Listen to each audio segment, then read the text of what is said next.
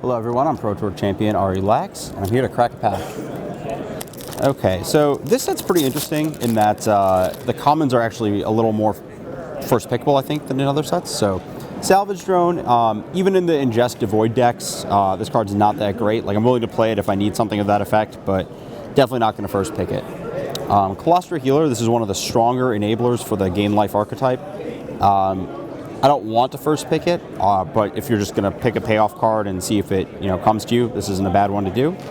Blister Pod, we haven't, my team hasn't really figured out the black-green deck so well. This is definitely part of it, the whole Sacrifice, Bone Splinters, Vampiric Rights deck, but I don't really want to first pick this card. I don't want to jump into that except for the enablers, because the good enablers for that deck are uncommon, like Catacomb Sifter.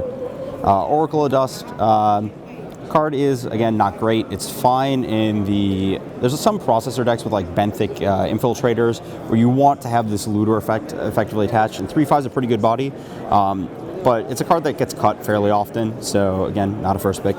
Angelic Gift, pretty close to unplayable. You sideboard it in certain matchups, but definitely not a first pick. So for example, if you're like an aggressive deck with 4-power creatures trying to get over Eldrazi, would be an example. Lava Step Raider, I've seen people play this card. It's not totally unplayable. Pretty close though, would not first pick it.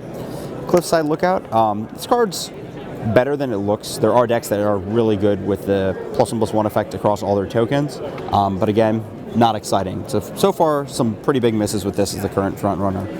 Shadow Glider, this format's pretty synergy heavy, so I don't like to take this kind of card early. It's just, a creature that doesn't have really any positions anywhere to slot into, but certainly playable, not a first pick. Lifespring Druid, this is another potentially good card. Add 1 mana of any color to your mana pool. Good in the Converge decks, good in rampier decks, just generally good, especially because there's a lot of powerful cards to splash into a lot of the green decks, because, if you're like an Allies pump your team deck with like the Overrun, the green common, and the uncommon, the Tajuru Warcaller and Tajuru Beastmaster, those decks often want to splash like a black ally like this, or a red ally like Resolute Blademaster. This card's a good way to do it. So it's between these two currently. Valakut Invoker, pretty powerful card. Probably kind of underrating it a little bit, just everywhere, because it's just a 2/3 a lot of the time, but it's a powerful late game finisher. Still, I don't want to take it over like a card that's pretty powerful, like has building synergies on it in this format.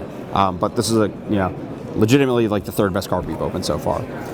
Forerunner of Slaughter, I think I would rather take either of these over this. This is just kind of a creature. It looks like it's a pretty powerful synergy card, but it's been underwhelming for me. It's great. If you're black red, you're going to take it pretty highly, but it's not like I take this and then it builds a whole deck around it kind of card. Tunneling Geopede, reasonably powerful creature, worse than the Predator, worse than both of these cards. It's a great red aggressive creature if you are in red aggressive, but it doesn't build a deck. Blighted Gorge, this is one of the worst Blighted lands. It's pretty low impact late game. And red has the best common land, the Looming Spires, I believe, that gives first strike and +1/+1. So often those are the those lands that you want to play in those slots, because there's only so many tapped and colorless lands you can play. Not very excited by this card. And then the rare, Prairie Stream.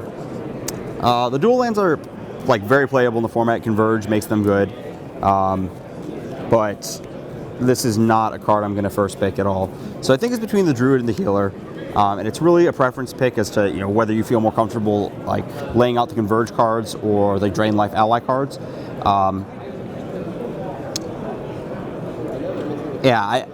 Honestly, I think personally I might just take the Healer, but Lifespring Druid is also very defensible, and really this is a very low power pack. And especially in this pack, you're looking to take a card that has the most additive value if your deck ends up the perfect deck for it. So. This card is the highest payoff, so that's where I'd lean. But this card also has reasonable payoff and is a little stronger when you don't completely get hooked up with the deck.